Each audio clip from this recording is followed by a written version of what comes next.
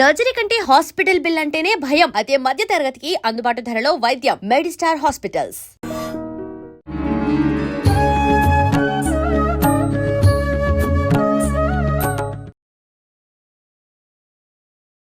నమస్కారం, welcome to I dream. ధర్మ మార్గం విత్ విజిత కార్యక్రమానికి స్వాగతం. ప్రస్తుతం మనతో పాటు ఉన్నారు అగస్త్య స్పిరిచువల్ ఆర్గనైజేషన్ వ్యవస్థాపకులు క్రియాయోగి ఆదూరి ఉదయ్ భాస్కర్ గారు. ఇప్పుడు వారితో మాట్లాడదాం. నమస్కారం అండి. నమస్కారం అండి. మాఘ పౌర్ణమి రాబోతోంది. ముఖ్యంగా ఈ మాఘమాసం అంతా కూడా విశేషమే అంటూ ఉంటారు. మరి మాఘ పౌర్ణమి రోజున స్నానాలే కానివ్వండి, లేదంటే ఆ రోజు విశేషంగా చేసే విధానాల గురించి తెలియజేయండి. తప్పనిసరిగా అండి, ప్రతి పౌర్ణమి కూడా విశిష్టమైనది ఏదో రకంగా. 12 పౌర్ణములు కూడా ఆ రకంగా. మన బుద్ధ పౌర్ణమి వస్తుంటుంది, రాఘవేంద్ర స్వామి పౌర్ణమి శ్రావణ మాసంలో వస్తుంది, కార్తీక పౌర్ణమి వస్తుంది. అలా ఈ రకంగా ప్రతి పౌర్ణమికి విశిష్టత ఉంది. అలాగే ఈ మాఘమాసం ఇంకా చాలా ప్రాముఖ్యత చెందింది. ఎందుకు అంటే దేవతలు 6 నెలలు ఉత్తరాయణ కాలంలో వాళ్ళకి పగలు, దక్షిణాయనం వాళ్ళకి రాత్రి. మనకేమో రోజు ఒక 24 గంటల్లో పగలు రాత్రి అయితే దేవతలకు 6 నెలలు 6 నెలలు. అందుకని వాళ్ళు లేచి మనం లేచినప్పుడు ఎంత ఫ్రెష్గా ఉంటాం. బ్రాహ్మీ ముహూర్తంలో నిద్ర లేవగానే ఎటువంటి సమస్యలను రాత్రితో అయిపోతాయి, అంతే పడుకొని లేచేటప్పటికి. ఆ రకంగా దేవతలు మన అనుగ్రహిస్తారు అని అర్థం. ఆయా నెలల నుంచి స్టార్ట్ అవుతుంది. ఉత్తరాయణ మాఘమాసంలోనే మొదలవుతోంది. అందుకని ఈ మాఘమాసం వచ్చేటప్పటికి మొదటి నెల ఉత్తరాయణ పుణ్యకాలంలో, అంటే బ్రాహ్మీ ముహూర్తం అన్నమాట. ఈ నెల అంతా కూడా మనకి బ్రాహ్మీ ముహూర్తం లాంటిది.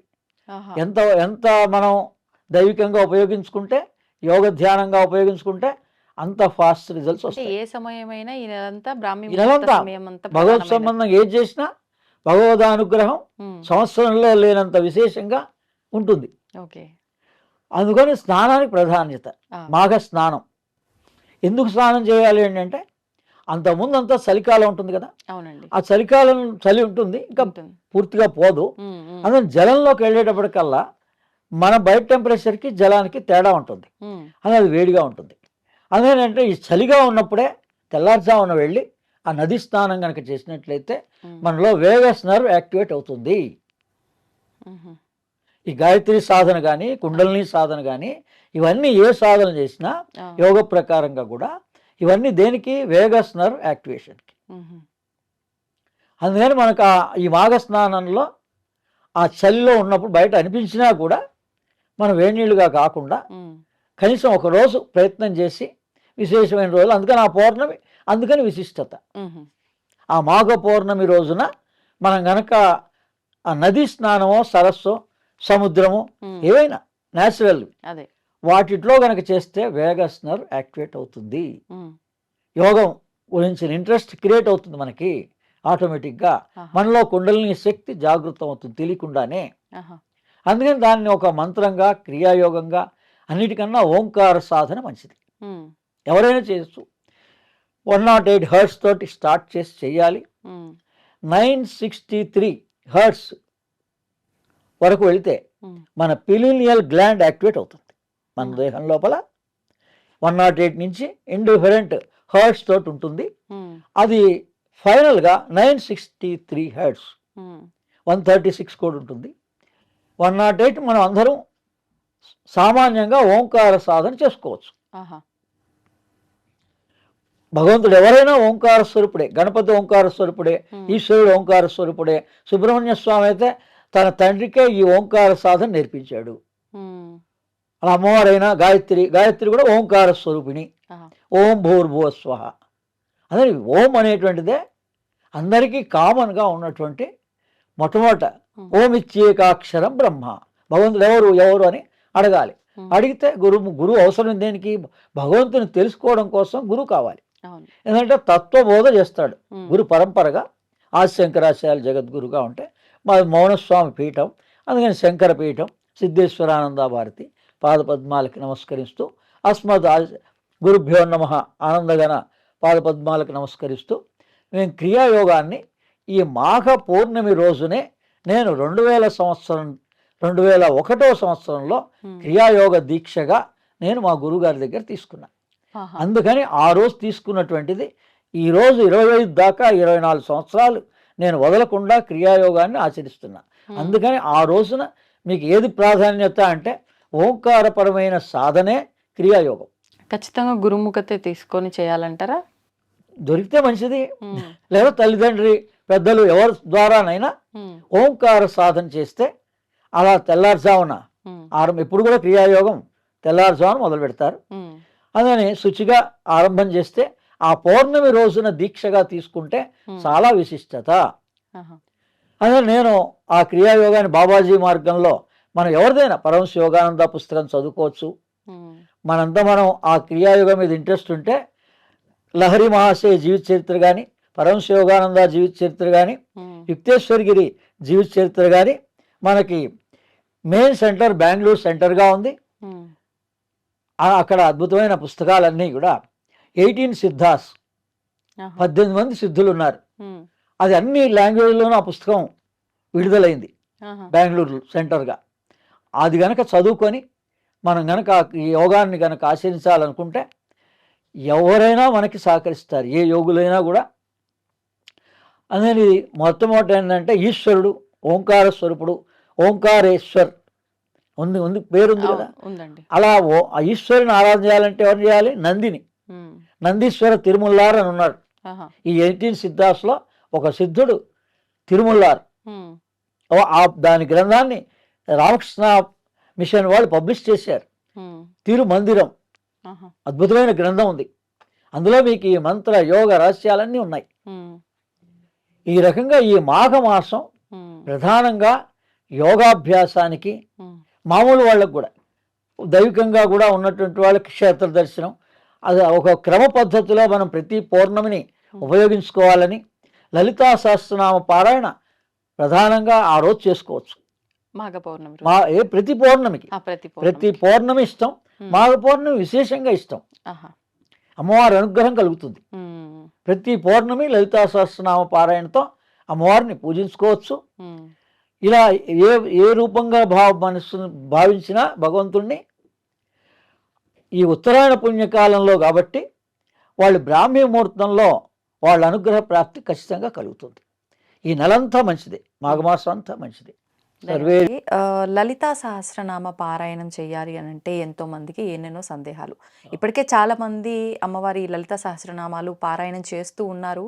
అయితే ఈ పారాయణం చేస్తున్నప్పుడు కూడా ఏదన్నా తెలిసి తెలియక ఏమన్నా తప్పు చదివితే మళ్ళీ అమ్మవారు మమ్మల్ని శిక్షిస్తుందేమో, లేదంటే మాకేదన్నా దోషం వస్తుందేమో, అమ్మవారు మాకు శాపం పెడుతుందేమో, ఇలా రకరకాల భయాందోళనలకి గురవుతున్నారు చాలామంది.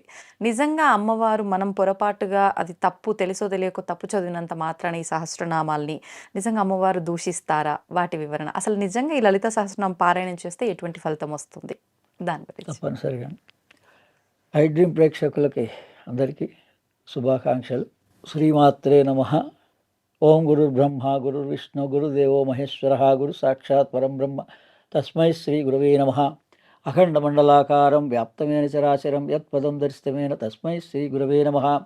ఓం నిర్నామ నిఖిలేశ్వర నిరంజనానంద ఘన త్రిపురా పరమేశ్వర గగన సింధు భైరవ మహావతార్ బాబాజీ శ్రీ చరణౌ నమః. విశ్వం గురుభ్యో నమః. సచ్చిత్ ఆనంద గురుభ్యో నమః. అంటే మామూలుగా అంటే గురు పరంపర అంటారు. గురు పరంపరగా ఈ లలితా సహస్రనామం, శ్రీ విద్య, శ్రీచక్రం అన్న, అమ్మవారన్న, లలితా సహస్రనామం అన్న, బ్రహ్మ విద్య, ఇవన్నీ కూడా ఒకటే. అందుకని ఈ బ్రహ్మ విద్య, ఇది లలితా సహస్రనామం అంటే బ్రహ్మ విద్య. అందులో 4 రకాలు కూడా బహిర్యాగ, అంతర్యాగ, రహోయాగ, మహాయాగాలని 4 యాగాలు ఉంటాయి. అంటే అష్టోత్తర నామావళి బహిర్యాగానికి గుర్తు. అలా ఇందులో వేరేవైతే కేవలం అష్టోత్తరం సహస్రం ఉంటాయి. కానీ ఈ లలితా సహస్రనామం దగ్గరికి వచ్చేవాడికల్లా 4 ఉన్నాయి. అష్టోత్తరం ఉంది, బహిర్యాగం అంటే అమ్మవారిని బహిర్గతంగా ఆమెను ఎలా ఊహించుకోవాలి, ఎలా ఉండాలి అని చెప్తుంది. రెండోది మంత్రం. అంతర్యాగం అంటే మంత్రం.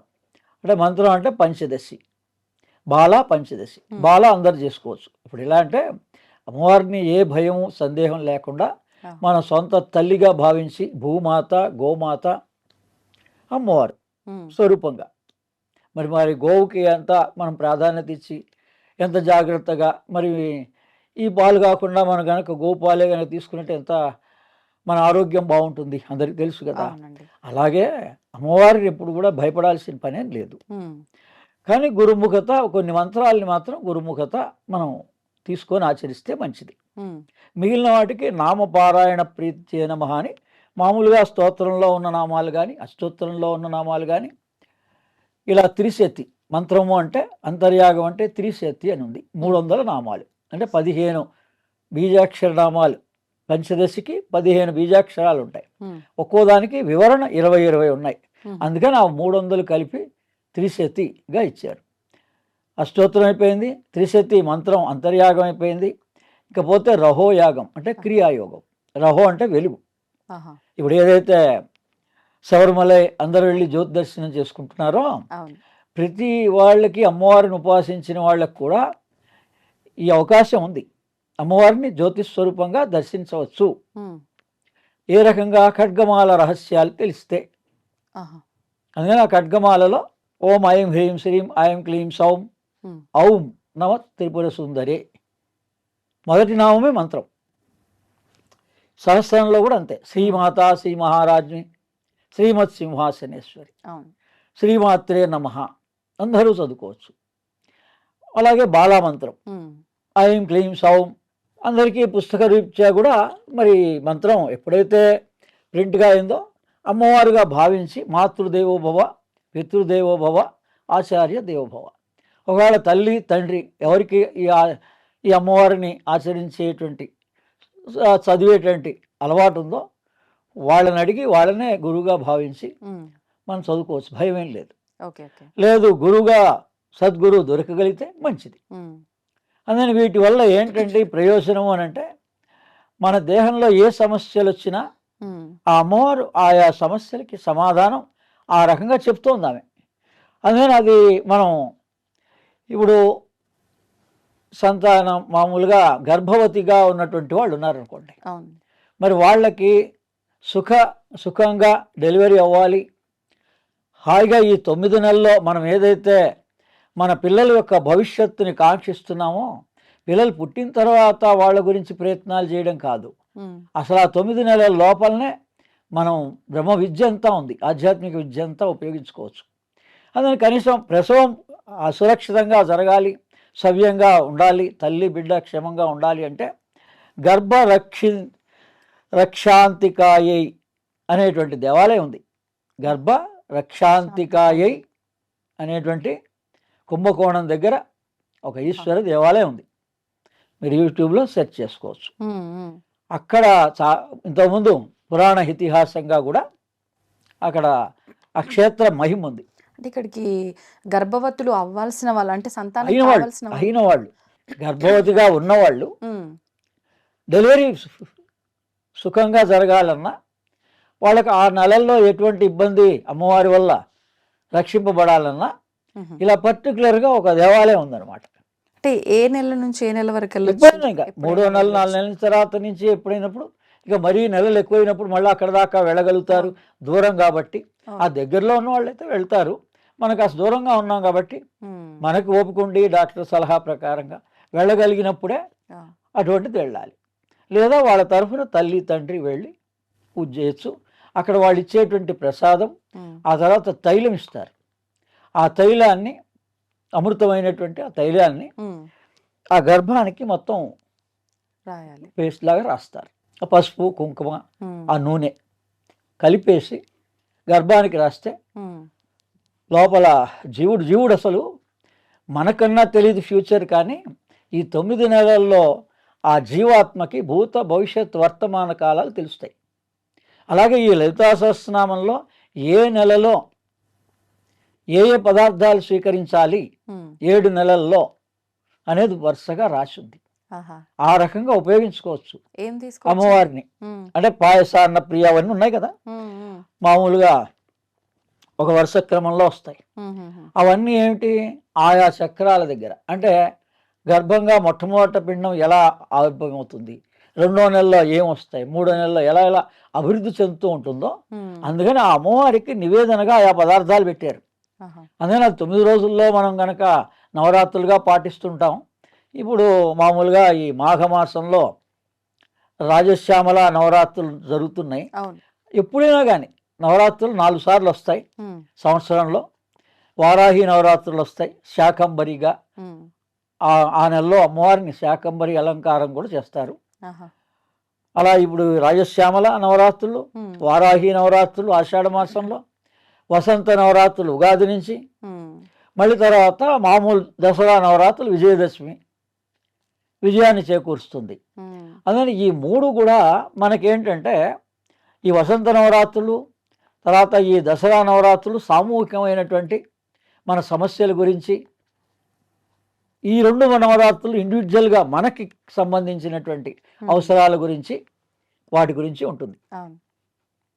అందుకని ఈ రకంగా అమ్మవారిని ఈ మంత్రం ద్వారా కానీ ఈ నామాల్లోనే ఉన్నాయండి. గుండె జబ్బులు తగ్గడానికి కామేశ్వర ప్రేమరత్న మణిప్రతి ప్రణస్తతిని అనేటువంటి నామం, ఈ నామంలో గుండె జబ్బులు తగ్గేటువంటి మంత్రం ఉంది.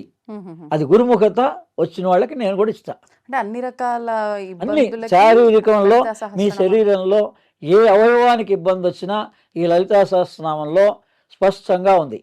కానీ దానికి కొంత ఆరోగ్యంగా మన ఆయుర్వేద విధానం కానీ మనకి ఏ వైద్య విధానం ఇష్టం అనిపిస్తే ఆ వైద్య విధానాన్ని కూడా చేస్తూ ఈ నామాల్ని వీటిని ఉపయోగించుకోగలిగితే మనకు కావాల్సినవన్నీ, మోకాళ్ళ నొప్పులు వస్తే మాణిక్య మకుటాకార జానుద్వయ విరాజిత అని ఉంది, అలా నామం ఉంది, ఆ నామాన్ని ఉపయోగించుకోవచ్చు.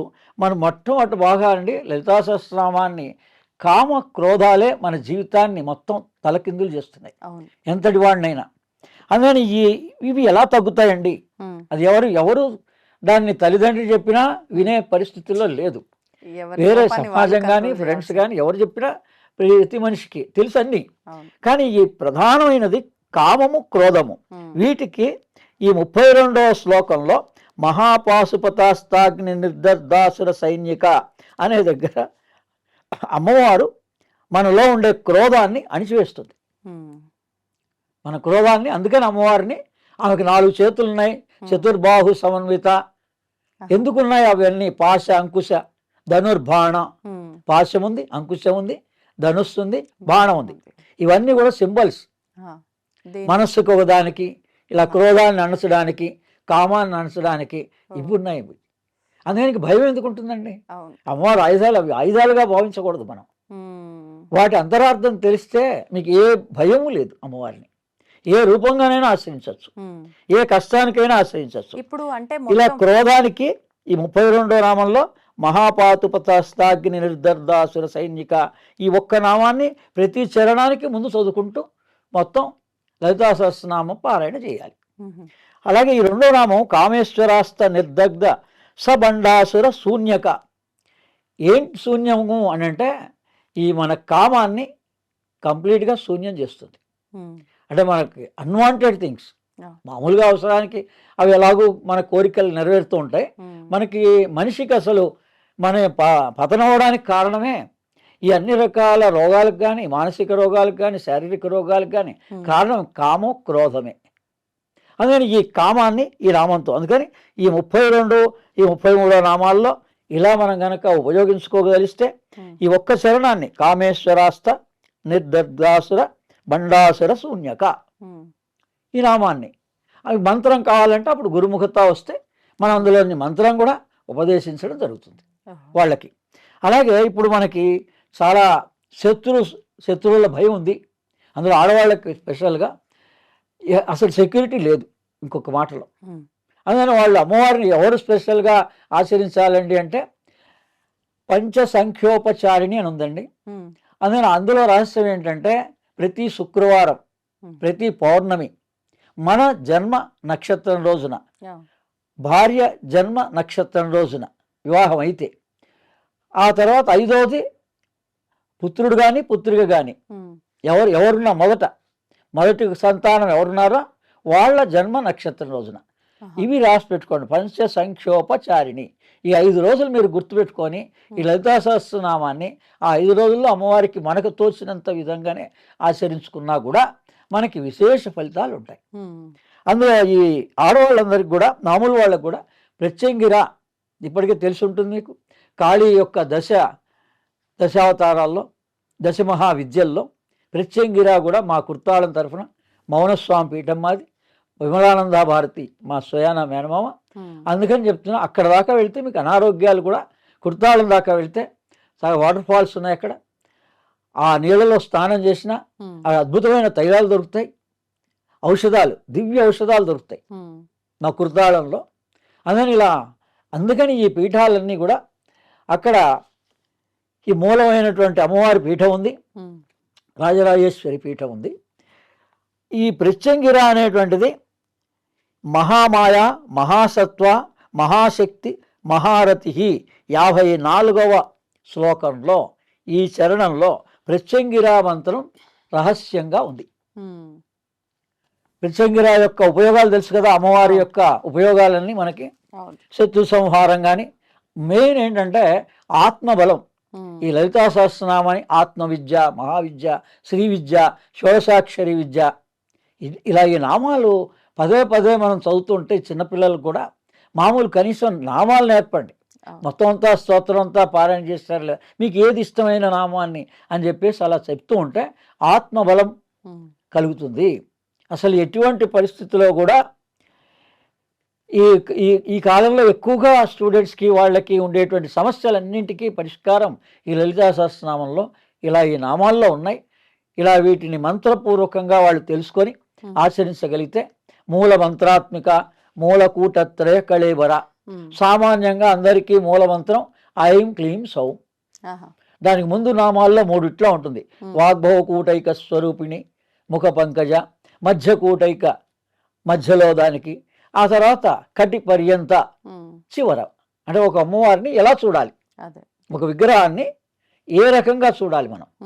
మొదట ఏ భాగం, శిరోభాగం చూడాలి, ఐం, మధ్య భాగం ఐం సౌం క్లీం.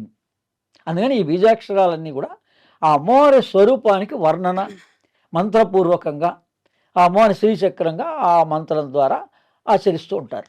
ఒకవేళ అవన్నీ మనం చేయలేకపోయినా ఈ స్తోత్ర పారాయణ చేసుకొని మనకు కావాల్సిన ప్రయోజనాల్ని తప్పనిసరిగా పొందొచ్చు.